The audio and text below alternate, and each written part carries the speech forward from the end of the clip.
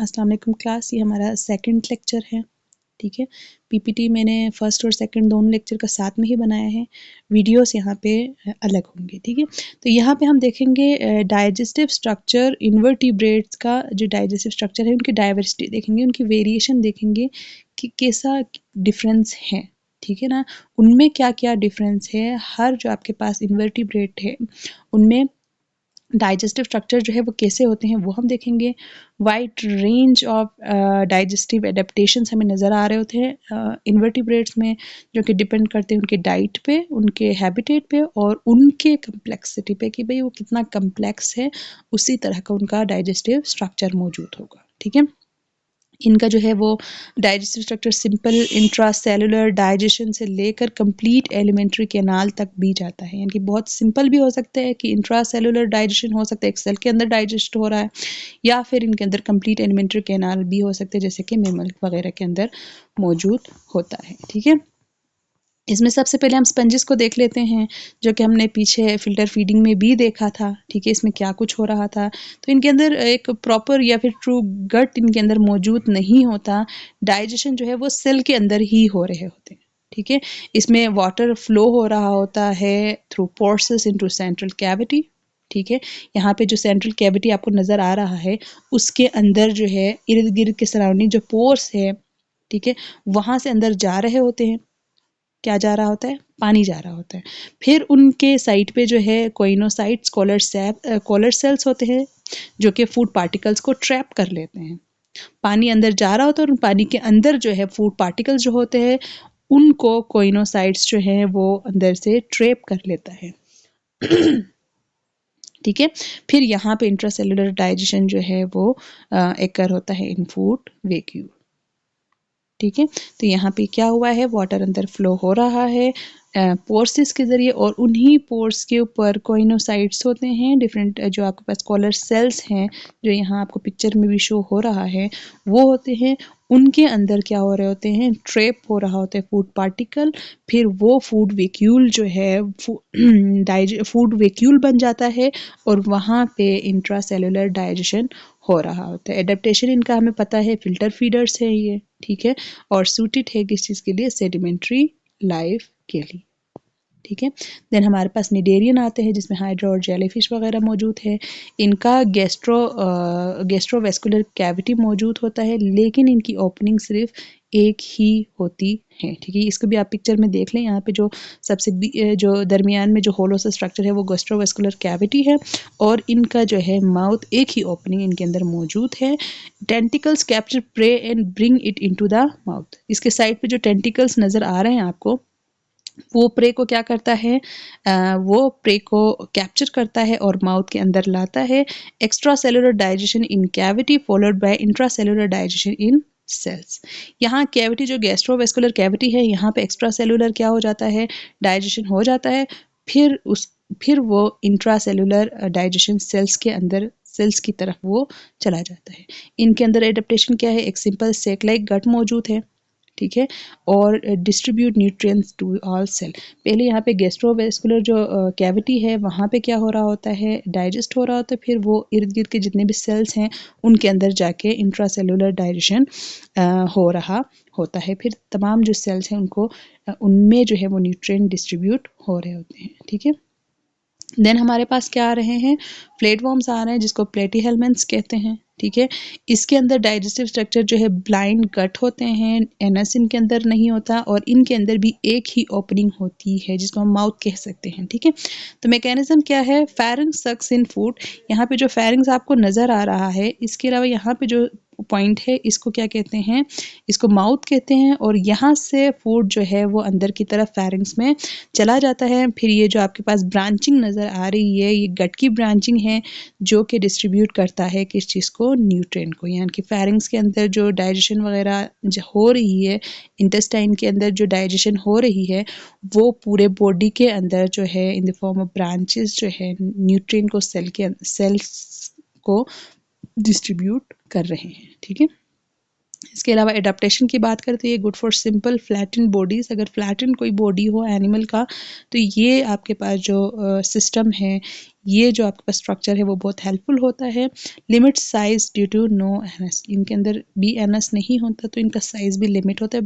बड़े जानवरों में ये नहीं हो सकता, छोटे प्लेटफॉर्म्स वगैरह में ये हो सकता है। देन हमारे पास क्या आ रहे हैं, राउंड वर्म्स आ रहे हैं जिसको नेमाटोड्स कहा जाता है, और इनके अंदर अब नज़र आ रहे होते हैं हमें कंप्लीट गट नज़र आ रहे होते हैं, माउथ है, इंटेस्टाइन है और एनस है, ठीक है।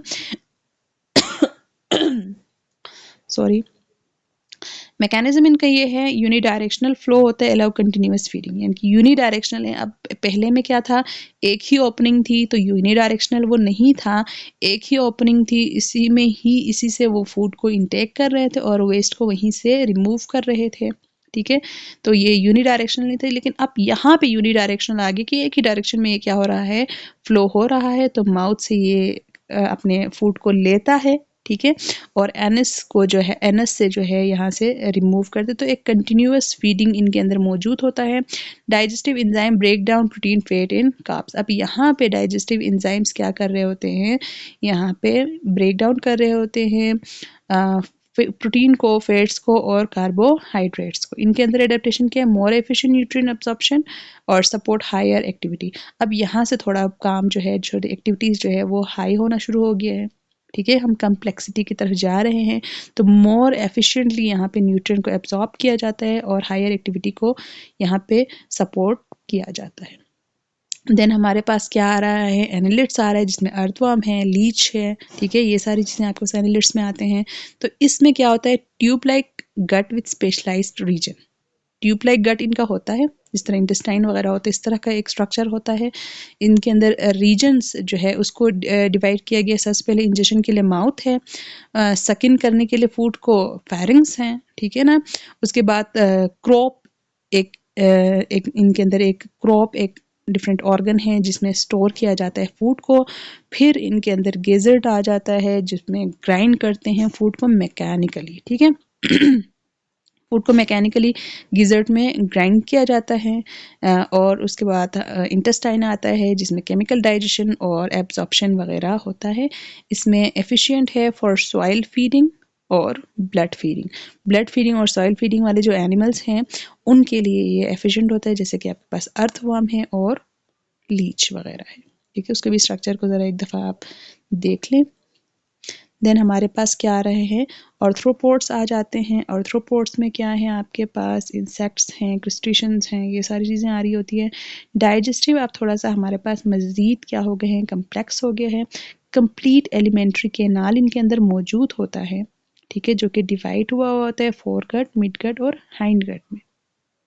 फोर गट में क्या क्या मौजूद होता है, फोर गट में मौजूद होता है माउथ, एसोफेगस, क्रॉप, गेजर्ट, ठीक है, ये मौजूद होता है। उसके बाद मिड गट मौजूद होते हैं जहाँ पे केमिकल डाइजेशन होती है और एब्जॉर्प्शन होती है फूड की।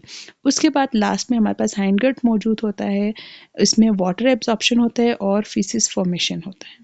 वाटर एब्जॉर्ब किया, जितना भी वाटर एब्जॉर्ब करना है, फीसिस फॉर्म हुआ, फिर वहाँ एनएस से जो है वो उसको रिलीज़ किया जाता है, ठीक है। एडेप्टेशन इनके अंदर क्या मौजूद है, माउथ पार्ट अब यहाँ पे क्या हो गए हैं, स्पेशलाइज्ड हो गए हैं, मैंडिबल्स आ गए हैं, प्रोबोसिस आ गए हैं, पेंसिल्स आ गए हैं इनके डाइट के मुताबिक। इनके कुछ में मैंडिबल्स आपको नजर आएंगे, कुछ में प्रोबोसिस नजर आएंगे, कुछ में पेंसिल्स नजर आएंगे, ठीक है। जिस तरह का डाइट होगा उसी तरह का इनका माउथ पार्ट मौजूद होगा, ठीक है। जैसे कि आपके पास ग्रास हुपर्स हैं और क्रेप है। देन हमारे पास मोलास्क आते हैं जिसमें स्नेल हैं, बाइवेल्व्स हैं।